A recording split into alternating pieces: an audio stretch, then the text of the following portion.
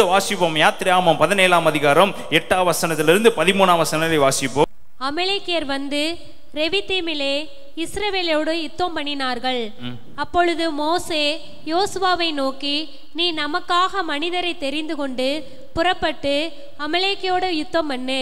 நாளைக்கு நான் மலை உச்சியில் தேவனுடைய கோலை என் கையில் பிடித்து கொண்டு நிற்பேன் என்றார். இப்ப இங்க ஒரு சம்பவம் நடக்குது. என்ன சம்பவம்? இங்க மோசே யோசுவாவை பார்த்து சொல்றாரு, நாளைக்கு அமலேக்கியர் நமக்கு விரோதமா என்ன பண்ண போறாங்க? யுத்தம் பண்ண போறாங்க. நான் போய் மலை மேல நிற்க போறேன். மலை மேல போய் கோலை உயர்த்தி என்ன பண்ண போறேன்? நிற்க போறேன். நான் கோலை உயர்த்தி நின்றுவேன். உன்னோட வேலை என்னது? யுத்தம் பண்ணு. உன்னோட வேலை என்னது? யுத்தம் பண்ணு. இதே மோசே மத்த எல்லாத கருதியும் தன் கோலை கொண்டு போய் கண்மலை மேல அடிப்பாரு, ஒதுங்கி நின்று வேடிக்கை வைப்பாரு, தண்ணீருக்கு கடந்து வரும். பார்வோனுக்கு முன்னாடி போய் கோலை போடுவாரு, பாம்பு வரும், ஒதுங்கி நிற்பாரு.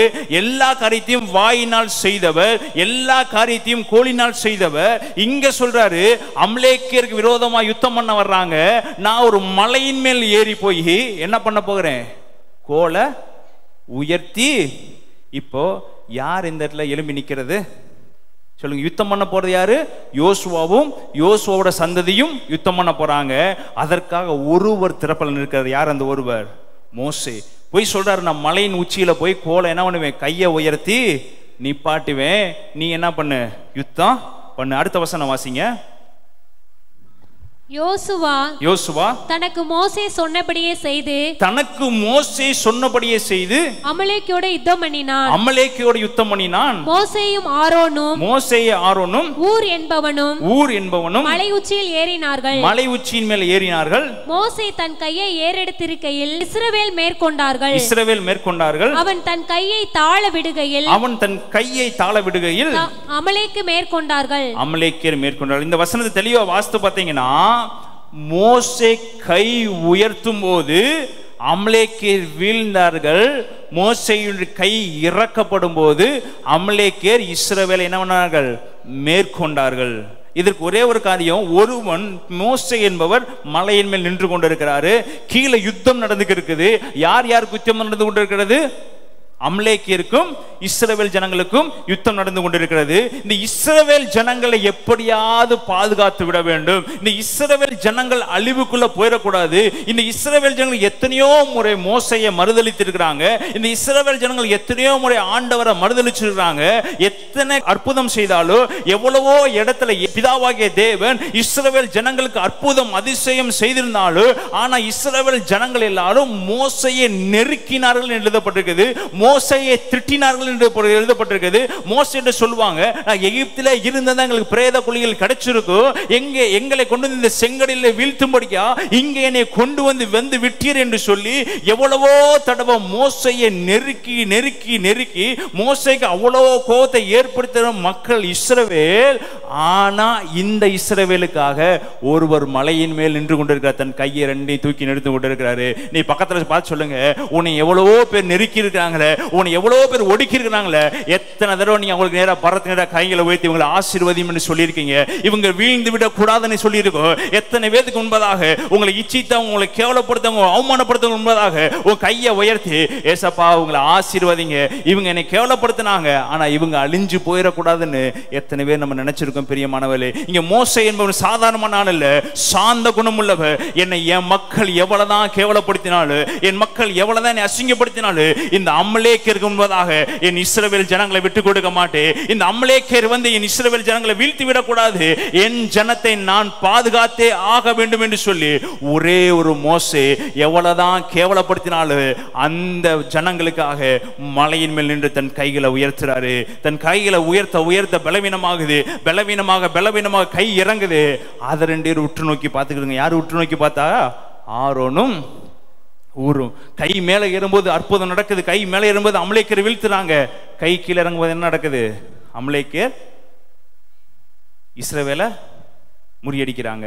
கை கொஞ்சம் மேலே தூக்கி பார்க்கறாரு. இஸ்ரவேல் அமலேக்கியர் என்ன பண்றாங்க? இப்ப ரகசியம் தெரிஞ்சிருச்சு. பரத்துக்கு நேரா உட்காந்து இந்த இஸ்ரவேல் ஜனங்களுக்காக வேண்டுதல் செய்து நம்ம எலும்ப ஆரம்பிச்சா வெற்றி இஸ்ரவேலுக்கு தான் மோசைக்கு தெரிய ஆரம்பிச்சிச்சு. அவன் வாயினால அறிக்கை பண்ணவில்லை பிரியமானவர்களே, வாயினால எல்லா காரியத்தையும் செய்தாரு. பாம்பு உண்டா கடவுள் கோலை தூக்கி போட்டாரு, வாதை உண்டா கடவுள் கோலை தூக்கி போட்டாரு, ரத்தமாய் மாற கடவுள் ஒரே ஒரு கோலை கொண்டு அடிச்சவரு. ஒரே ஒரு வார்த்தையில இஸ்ரவேல் ஜெயிக்க கடவாதாங்க சொல்லியிருந்தா அந்த ஜெயிப்பு நடந்திருக்கு. இஸ்ரவேல் இன்னைக்கு அமலேக்கியரை வீழ்த்தியே ஆக வேண்டும் என்று சொல்லி ஒரே ஒரு வார்த்தை சொல்லியிருந்தார்னா மோசையை கொண்டு கர்த்தர் செய்திருப்பாரு. செங்கல் முன்னாடி நின்று ரொம்ப நேரம் பேசவே இல்லை, கோலை நீட்டினாரு, செங்கல்ல திறந்தது, ஜனங்கள் நடந்து போனாங்க. ஒரே ஒரு வார்த்தையில முடிஞ்சிருக்கும். ஆனா இங்க வார்த்தை கிரியை செய்யல.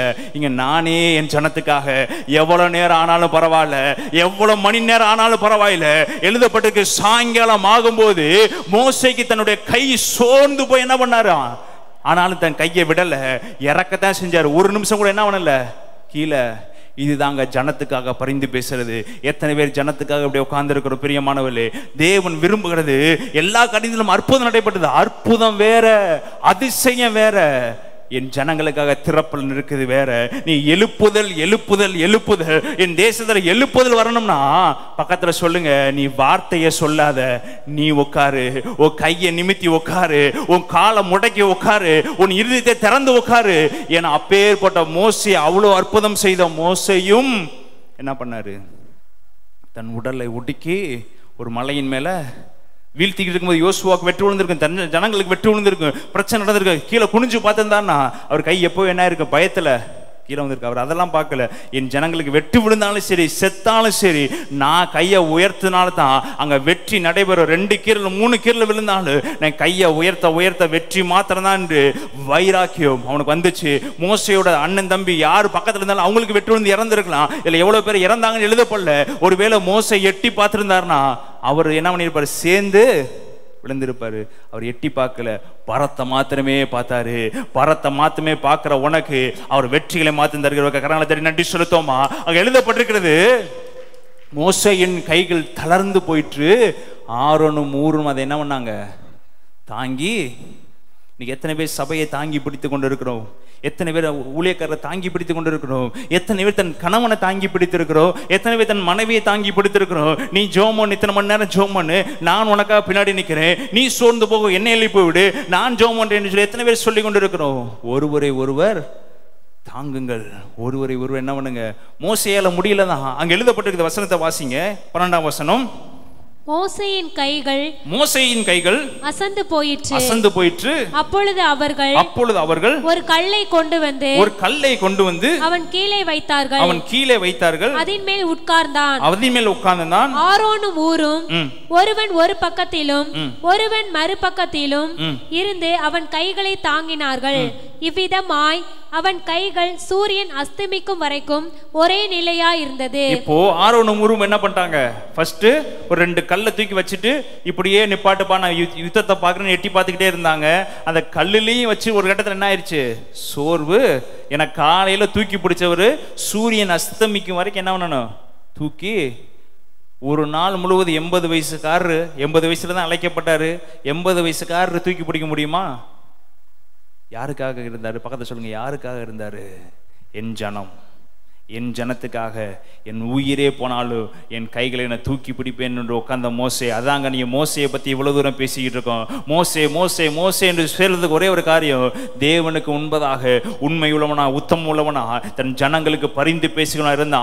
அந்த வசனத்தை நீங்க அடுத்தடுத்த வசனத்துல நீங்க வாசித்து பார்த்தீங்கன்னா பிதாவாகிய தேவனே வந்து சொல்வாரு, என் ஜனங்கள் இன்னும் நம்பவில்லை, என் ஜனங்கள் இன்னும் இப்படி பண்றாங்க, இன்னும் இப்படி பண்றாங்க, நான் அவங்களை அழிக்க போறேன், அவங்களை சாபத்துல கொண்டு போக போறேன் அப்படி சொல்லும் போது மோசே சொல்றாரு, இல்ல இவங்களை என்ன பண்ணுங்க, ஒரு விசை இவங்களுக்கு மன்னிங்க, இவங்க என்ன பண்ணிடுவாங்க, மாறிடுவாங்கன்னு ஒவ்வொரு நேரமும் என்ன பண்றாங்க, தன் ஜனத்துக்காக பரிந்து பேசுகிறவராக மோசே. அடுத்த கான்செப்ட் நான் அதை பத்தி உங்கள்கிட்ட பேசுறேன். மோசே எல்லாத்திலையும் ஜனங்களுக்காக தன் உயிரை கொடுக்கிறவராக இருந்தாரு. இதை பார்த்து ஆரோனும் ஊரும் என்ன பண்ணிட்டாங்க, கல்லை வச்சா இன்னைக்கு வேலைக்கு ஆகாது, கூட சேர்ந்து நம்மளும் கையை உயர்த்தோம்னா மகா பெரிய வெற்றி நடக்கும்னு சொல்லிட்டு இப்போ மோசே கையை உயர்த்ததை பார்த்து ஆரோனும் ஊரு இப்போ ஆட்டோமேட்டிக்கா அவங்களுடைய கையும் உயர ஆரம்பிச்சது. 3 பேர் ஒற்றுமை ஆண்டவராய கர்த்தர் பார்த்ததுக்கு அப்புறம் பெரிய விடுதலை கர்த்தர் கொடுத்தாரு.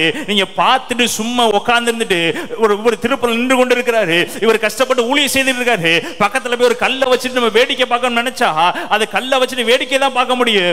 கொஞ்ச நேரத்தில் அவங்க கை என்ன ஆயிரும், தளர்ந்து. இதை பார்த்து ஆரோன ஊர் இன்னைக்கு வேலைக்கு ஆகாது, என் கையும் சேர்ந்து உயர்த்த போறேன், நானும் ஜனத்துக்காக நிற்க போறேன், நானும் ஜனத்துக்காக ஏதாவது ஒரு காரியத்தை செய்ய போறேன்னு அவங்க கை வலிச்சாலும் பரவாயில்ல, அவங்க கையை சேர்த்து மொத்தம் 3 பேர்த்தோட கை உயருது. சீக்கிரத்தை 2 நாள் முடிய வேண்டிய யுத்தம் அன்று மாலையிலே கர்த்தர் முடிவழி செய்தார். இதுதாங்க ஒரு ஒருமனம். நீங்க பிடிக்கிறது மாத்திரம் நானும் சேர்ந்து பிடிக்கிறேன்னு 3 பேர் ஒருமனப்பட்டாங்க.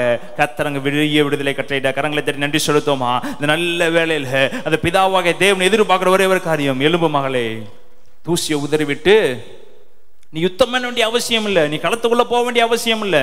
உனக்கு கீழே அநேகரை கர்த்தர் ஏற்படுத்துவாரு.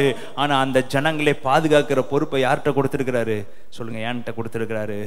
நான் அற்புதம் செய்யற இடத்துல வார்த்தையில கிரியை செய்வேன், ஆனா அந்த ஜனங்களை பாதுகாக்கிறதுக்காக தன் உயிரை கொடுப்பேன். மோசே தன் உயிரை கொடுக்கிற அளவுக்கு போய் பரத்துல நின்றுக்கிட்டு இருந்தாரு, உச்சியில் நின்றுக்கிட்டு இருந்தாரு. பிதாவா இயேசு தன் உயிரை கொடுத்து உங்களை என்னை பாதுகாத்தார். ஹல்லேலூயா, ஹல்லேலூயா. இவங்க எல்லாமே யாருக்கான? என் ஜனங்கள் ஒருபோதும் வெட்கப்பட்டு அமலேக்கிற்கு முன்பாக மனநொடிந்து போய்விடக்கூடாது. அமலேக்கியர் மேற்கொண்டார்கள் என்று இருக்கக்கூடாது. இஸ்ரவேலை இவ்வளவு தூரம் பனியை போலவும் மலையை போலவு ஒவ்வொரு நாள் எகிப்து தேசத்திலிருந்து வழி நடத்திட்டு வந்தது இந்த அமலேக்கியர் மேற்கொள்ளதுக்கு இல்லைங்க. அவர் கானான் தேசத்தை கொடுத்து ஆசீர்வதிப்பதற்காக, இதற்காக நான் என்ன காரியத்தை வேணா செய்வேன் என்று சொல்லி மோசே திறப்பல் நின்றார். கரங்களை நன்றி செலுத்தோமா? இன்னைக்கு இப்படி திறப்பல் இருக்கிற ஒருவனை தேடிக்கொண்டு இருக்கிறேன், நான் ஒருவனையும் காணேன் என்று சொல்லி தேவன் இயேசு கிறிஸ்து வருத்தப்பட்டு கொண்டிருக்கிற. பக்கத்தை சொல்லுங்க, நான் அந்த மனிதன், நான் இந்த மனிதன், நான் எது சொன்னாலும் என் தேவனுக்காக செய்வேன். எலும்பும் வரையும் கிராமங்கள் பாழாய் கிடக்குமே, நீ எலும்பிடுவா நண்பனே.